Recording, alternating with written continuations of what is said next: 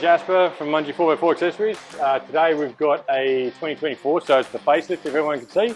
So early year, so we're looking about March. It's 8,000 Ks on it. It's coming for a bit of suspension work, new tyres, new rims, all that sort of stuff.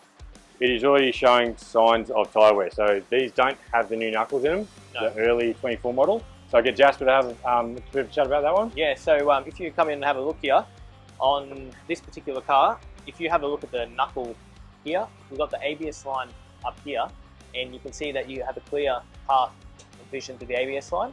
On the revised knuckle, they've moved this point higher, so it'll come up and it'll actually partially block the ABS line.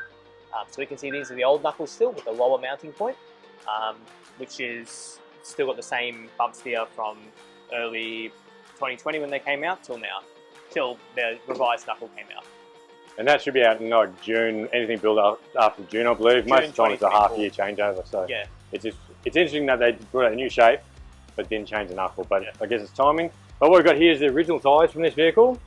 So, if you want to come around here, we can see we've got the spare tyre, which is untouched, so you can see all the colour lines and all the infusion nipples. Here we've got the front right-hand side, rear, front left-hand side. So the first thing that we want to look at here is the back ones are worn pretty even, which we can see by these very fine gauges here. This is only a minimal case on this car.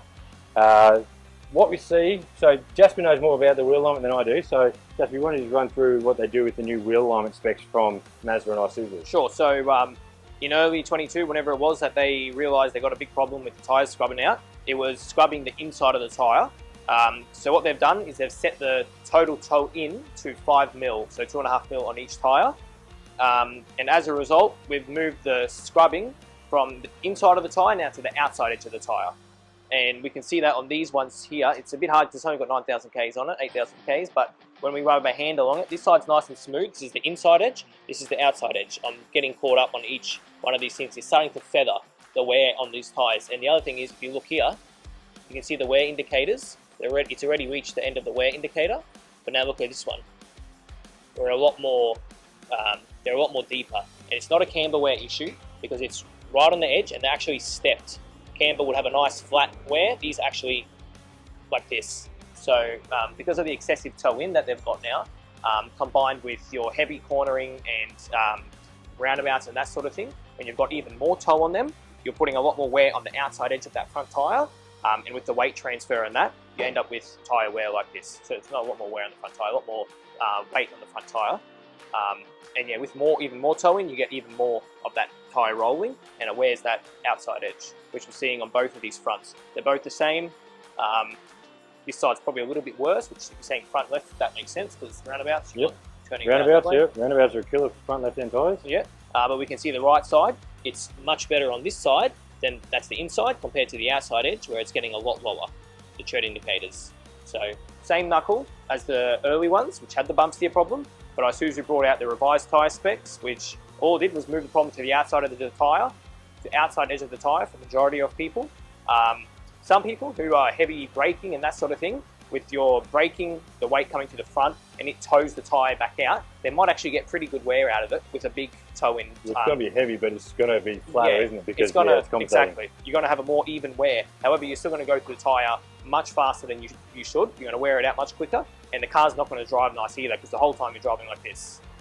That's where we find a lot of people now complaining about chunks coming out. Mm-hmm. Chunks, that's overheating of the rubber. So that's the person that's driving along highway runs, which is, as you said, toe in the whole way. It's just going to be heating those tyres up massively, much more on the outside, but it still does transfer through. But we see a lot of breaking down the rubber. It's overheating that tyre. Yeah. So, yeah, when they do this sort of wheel alignment on the new car that's fixed, it's going to have the same sort of issue. Exactly. Probably worse because it's not compensating for anything because they're actually fixed on a new model. The later model cars which have the revised knuckle. Yes. Yeah, so they're actually still doing that same wheel alignment, which is bulk toe in on those cars, which doesn't make sense. It does not need it. And you're going to end up with the wear very bad on the outside because you've got none of that toe out to wear the rest of the tyre, you know what I mean? We're going to see now the bulletin coming out back to the original specs. Yeah, back to the original specs, which is what we advise for everyone anyway. It's always the original specs. So there's 4 options now, really, for fixing up the bumps here. We've got starting from $200 all the way up. We've got the welding kit as well as the we do stock the factory knuckles from Isuzu, but then of course you've got the other mod that are doing the knuckles as well, which have to be engineered along with our welding kit, but the bolting kit and the factory replacement knuckle doesn't need engineering post-fitment. So you've got a few options now. Easy, you spend a lot of money if you want, or cheap off, you're still getting a great deal and better life out of tyres. So, which we have a post explaining that, the different options, given a run through of what they do, and which one will be right for you. So I suppose we'll be able to get back into it. This car's getting some new tyres, new suspension, everything's happening, brand new car, so good way to spend money I suppose. That's it, make it better. Alright, good luck everyone.